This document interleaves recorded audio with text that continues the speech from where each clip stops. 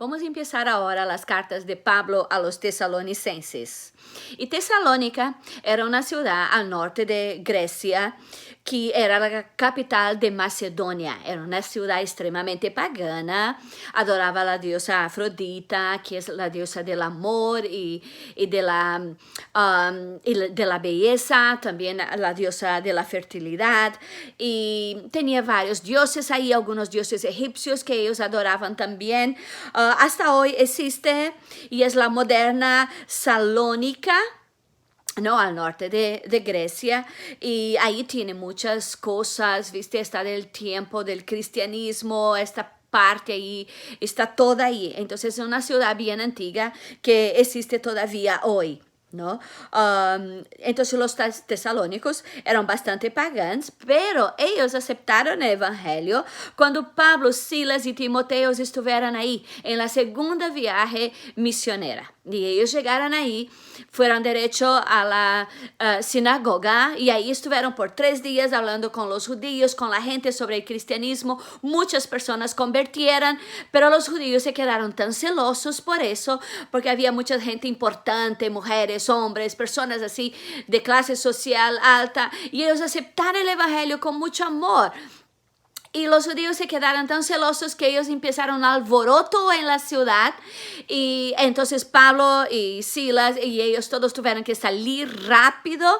Pero esos tesalónicos que escucharon el evangelio, ellos se quedaron firmes en la fe a pesar de todo eso. Y entonces más tarde, cuando Pablo envía a Timoteo para ver esta iglesia como estaba, Timoteo le dice, ¿no? Lo bueno que estaban haciendo. Entonces Pablo escribió esta carta para animar a los hermanos y hablar de algunos asuntos que él encontraba importante. Entonces él empieza en el capítulo 1 que vamos a estudiar hoy. El primer versículo empieza con Pablo saludando a los tesalónicos en Dios Padre y en el Señor Jesucristo, y dice: gracia y paz sea a vosotros. Gracia y paz es un complemento, es un saludo que nosotros todavía hacemos, ¿no? Y los cristianos de antiguamente, ellos se complementaban mucho con esto: gracia y paz.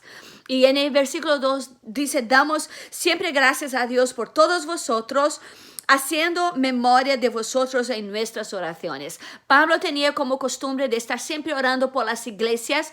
Cada iglesia que él fundaba, cada ciudad que él pasaba, él fundaba ahí una iglesia y él estaba orando siempre por esta iglesia. La oración es la base de la fe cristiana porque nos comunica con Dios.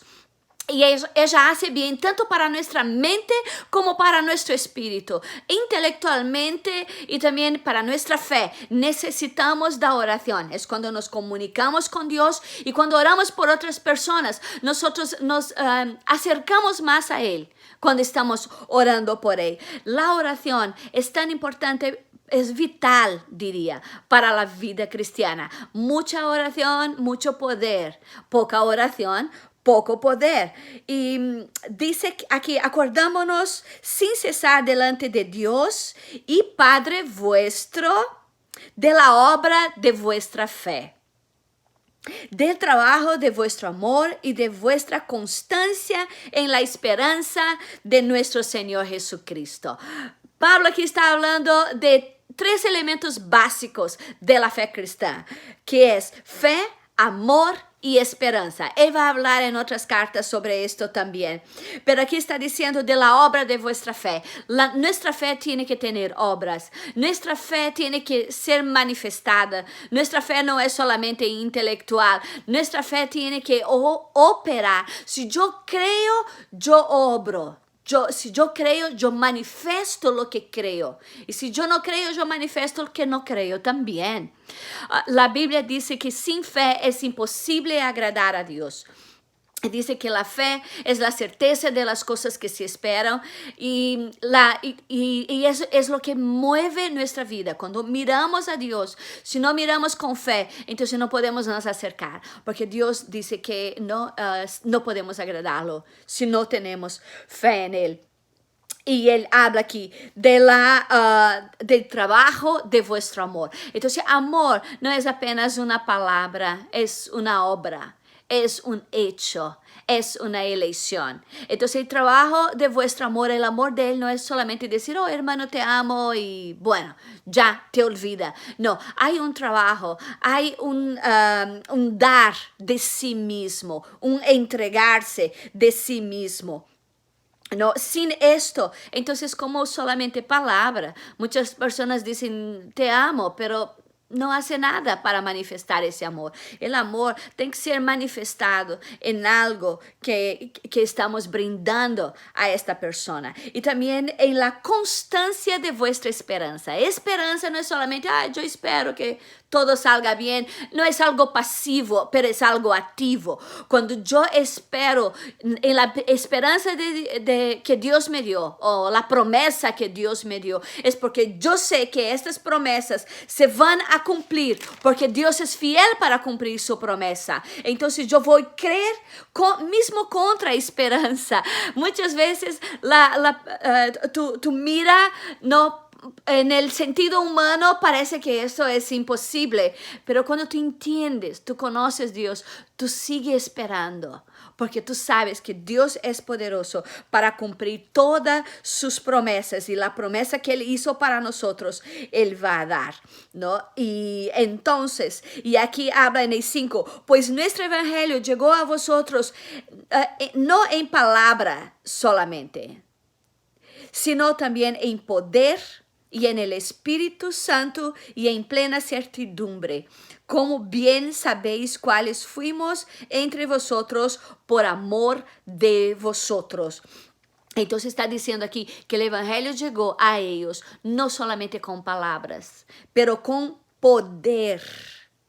Yo quiero llamar la atención, porque poder aquí sería como la palabra dínamo, y el Espíritu Santo muchas veces es manifestado en el griego como la palabra dínamo, ¿no? Que es la raíz de dinamite. Y entonces viste que es poder. Es un poder que opera. Entonces el evangelio, él es más que simplemente palabra para convencer la gente. Muchas veces nosotros queremos convencer a la gente, pero quien convence es el Espíritu Santo. Ahora, nuestro evangelio tiene que ser una manifestación del poder de Dios en nosotros. El poder que Jesús tiene en nuestra vida. No es una cosa pasiva, no es una cosa que es solamente palabra intelectual, pero es una manifestación del Espíritu Santo. Entonces, este poder es el Espíritu Santo que entra dentro de nuestras vidas. Cuando conocemos a Jesús, luego el Espíritu Santo viene a ser morada dentro de nosotros. Y Él nos da poder para vivirmos la vida cristiana. Sin el Espíritu Santo no podemos vivir una vida cristiana de victoria, poderosa, porque es Él que nos da el poder para vivir la vida cristiana. Y plena certidumbre, como bien cuáles fuimos entre vosotros. Entonces, la certeza, ¿no? Tiene que tener certeza, convicción. El evangelio no es solamente una doctrina, mi hermano, no es una filosofía. El evangelio es una convicción, una certeza, y es el poder del Espíritu Santo manifestando en la vida del cristiano. Si tú no has recibido el poder del Espíritu Santo, yo te digo, hermano, empieza a orar y pide a Dios para que Él manifeste con poder en su vida, porque ese es el verdadero evangelio, el poder de Dios que se manifiesta en la vida del cristiano. Y el 6 dice, y vosotros vinisteis a ser imitadores de nuestro Señor Jesucristo. Aleluya, ¿no? Recibiendo la palabra en medio a gran tribulación. Imagínate, ellos recibieron la palabra y hubo un alboroto tremendo en la ciudad. El hermano Jason que estaba ahí fue preso. Hubo un alboroto tremendo y Pablo tuvo que salir corriendo por pocos días de prédica. Pero ellos escucharon en este corto periodo de tiempo y ellos se tornaron imitadores de Dios. Mira, tremendo. Y de Dios y de Pablo también. El impacto impacto de la vida de Pablo, de Timoteo y de Silas fue tan grande en la vida de ellos que ellos de ahí adelante siguieron imitando a estos hombres y también imitando a este Dios que ellos aprendieran a servir, ¿no? Y recibiendo la palabra en medio a grande tribulación, aunque fue en medio a grande tribulación, ellos recibieron con gozo en el Espíritu Santo. Entonces, a pesar de la lucha, ellos tenían gozo, alegría. Y una cosa que el Evangelio pone para nosotros es que el Evangelio es gozo, es alegría, es la paz que viene de Dios, mismo en medio de la tribulación, como esos cristianos bien nuevitos, recién conociendo el Evangelio, ya en una tremenda tribulación, pero se aferran a este Evangelio con todo y son capaces de ser imitadores de Cristo y de Pablo. Y esto por causa del Espíritu Santo que habita en la vida de ellos. De tal manera que habéis sido ejemplo a todos los de Macedonia. Entonces ellos acabaron siendo ejemplo bien nuevitos, recibieron por poco tiempo la palabra, con mucha tribulación, pero con mucha alegría, con mucho poder, imitando a Dios, a Jesús y a Pablo, y ahora ellos se tornan de un ejemplo para todas las iglesias en esta área, porque ellos han creído en el Señor. Hermanos, esto tiene que ser nosotros, eso tiene que ser nuestra historia. Aunque nosotros estamos pasando por tribulación ahora, la tribulación que estamos pasando no tiene que sacar nuestro gozo y nuestra alegría en el Señor. La tribulación que pueda venir, cuantas que pueden venir de todas las maneras, de todos los lados, eso no tiene que impedirnos de sermos cristianos súper alegres, súper contentos, porque nosotros tenemos el Espíritu Santo y el poder de Dios que obra en nosotros. Hermano, Dios no nos deja solo. Él no nos trajo hasta aquí para que quedamos solos en el camino. Él está con nosotros todos los días. Él dice, que estaré con vosotros todos los días hasta la consumación de los siglos. Los tesalónicos, ellos entendieron esto y por eso ellos tenían tanta alegría a pesar de toda la tribulación, ¿no? Y entonces, y ellos dicen en el 8, porque partiendo de vosotros ha sido divulgada toda la palabra del Señor, no solo en Macedonia y en Acaya, sino como también en todos los otros lugares. En todos los lugares vuestra fe en Dios ha sido extendido. De modo que nosotros no tenemos necesidad de hablar nada. Ellos tuvieron Pablo y Silas y los hermanos por poquísimo tiempo, pero ellos tenían la palabra de Dios y ellos se aferraron tanto y buscando a Dios. Y Pablo está diciendo, ustedes son un ejemplo tan grande que no necesitamos agregar nada a aquello que ustedes están haciendo. ¿Sabes por qué? Porque el Espíritu Santo estaba dirigiendo la vida de ellos. Y eso es lo que Jesús prometió. Él dijo que el Espíritu Santo venía y Él nos enseñaría toda la verdad. Y este Espíritu Santo estaba enseñando a esos nuevitos cristianos a caminar con Dios y a salir de todos los dioses que ellos tenían, de toda la vida pagana que ellos tenían, y ahora sirviendo al Dios verdadero, ¿no? Al Dios que se revela a través de su Hijo Jesucristo. Y ellos abrazan esta fe con todo empeño. Y ellos están ahí manifestando eso. Y son ejemplo. Y la palabra de Dios es divulgada a través de ellos, ¿no? Por todos los lugares a su alrededor.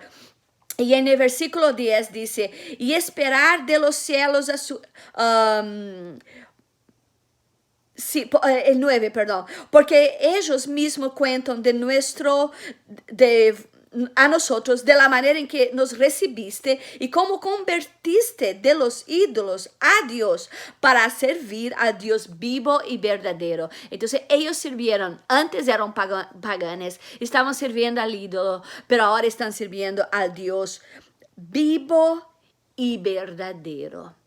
Este es nuestro Dios. No tenemos idolatría, no tenemos un ídolo, una imagen de Dios. ¿Sabes por qué? Porque Dios está vivo. Una imagen no es vivo. Imagen tiene ojos y no ve, tiene oídos y no oye, tiene boca y no habla, tiene manos y no apalpa, tiene pies y no camina. Esa es imagen. Pero Dios no es así. Nuestro Dios es vivo. Él es un cuerpo vivo. Él está en medio de nosotros. Entonces, si ponemos una imagen aquí, nosotros estamos profanando a Dios, porque Él es muy diferente de todo eso. Él quiere ser servido por aquello que Él es. Es Dios que habita dentro de nosotros. Es Dios personal, es Dios de relacionamiento, porque los ídolos paganos no hay relacionamiento. Hay ellos demandando para que la gente haga alguna cosa para ellos. Pero nuestro Dios es diferente. Dios hace para nosotros.